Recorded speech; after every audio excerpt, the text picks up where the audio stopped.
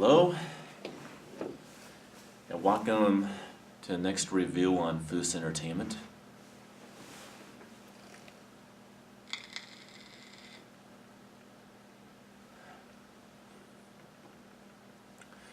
I smoke nicotine, so that's not anything weird or something. Alright, the movie we're talking about now, which I would have reviewed last night, but I just got tired. Because that's 10 movies in the course of like 3 days. So I did watch this last night, but this is probably one of the easiest movies to review. That would be 1998's Psycho. This is a Screen Factory release.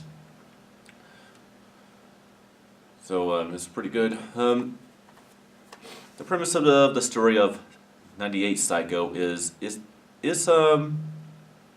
in a lot of ways, this film deserves all the hate that it gets from critics, because it quite literally is nothing more than a script to script, page to page, scene to scene copy of the original 1960 movie. So there's nothing really at all different at all. The only thing that's really different is Vince Vaughn actually plays Norman Bates a bit different than Anthony Perkins does in the franchise. The sole difference pretty much is he's actually weird. Like for example, something that Anthony Perkins, Norman Bates would never do is do the peeping Tom on a woman who was taking a shower and then jack off while doing it. Well, I kid you not, that's what Vince Vaughn's version of Norman Bates does in this movie, before killing Marion Crane with the persona of his mom.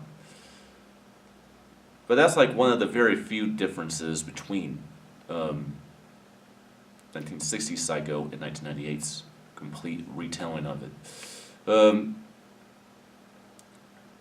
But I cannot hate this movie because I find it very fascinating that they could actually monetize a 1960 movie and actually follow it so closely and actually entertain you with it, despite the fact that you're literally watching the same movie, completely the same movie over again.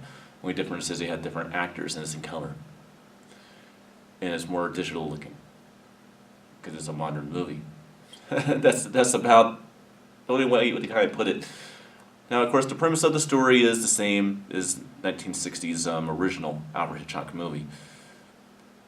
Woman works for a bank.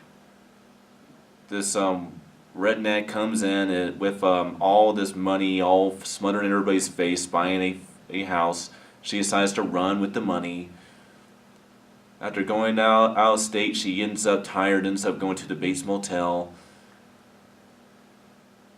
Discovers Norman Bates, thinks he's a little bit strange, then goes in and checks into cabin 1 and meets her demise in that famous shower scene, which is recreated perfectly in this. Then the sister and the boyfriend come in pursuit to try to find out what happened to her. Private investigators trying to track her down and retrieve the money for the redneck that bought the house. Private investigator gets killed. Sister and boyfriend discovered that Norman Bates' mom doesn't even exist, that he actually has two personalities, but personality to where he literally completely dissociates from himself and becomes his mom and kills people in that persona. And of course he gets caught by the cops and then incarcerated. So it was practically the same movie in every sense. So that's why it's so quick to go ahead and go for that premise. If you're watching these reviews for the past 3 days, you know exactly what the first film's about. It's just pretty much the same thing. Quality.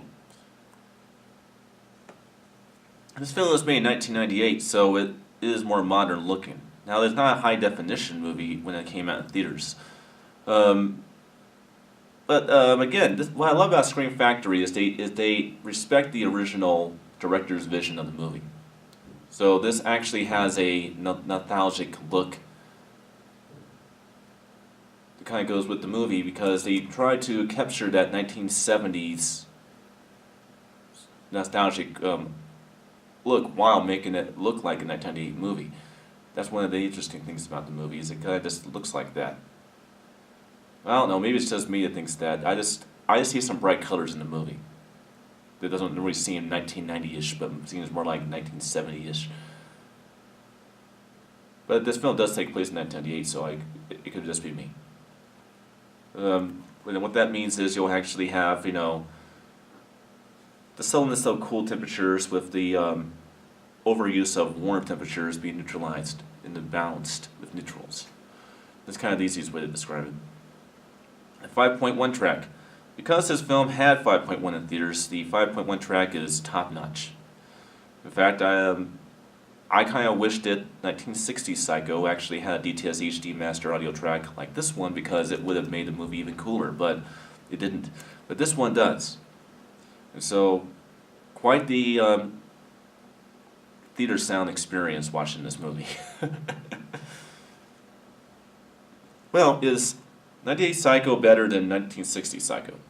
No, not even close. Is it worth all the criticism? Maybe. But if I'm going to criticize a movie, I have to have a whole lot more reasons than, well, it copied the original movie, detail to detail, is boring because I'm watching the same movie over and over again. I don't need a lot more than that, people, to criticize a movie. In our film, some films throughout this horror film festival that I'm doing here, that we'll get to that I will criticize the hell out of. And I'll be proud to do it. Because no one else does. They just give praise to movies that don't need them and don't deserve them. And then they criticize movies that do deserve to actually be appraised and appreciated. I will get to those films. Most of them in October, I might add. Well, that's 1998's remake of Psycho. Did you like this movie? Did you not like this movie? Did you like this video? Did you not like this video? As always, subscribe. Give me a like. Whatever you want. Well, I will see you guys next time for a brand new horror film franchise. I don't know which one it's going to be, but I will definitely let you know. Alright, see you.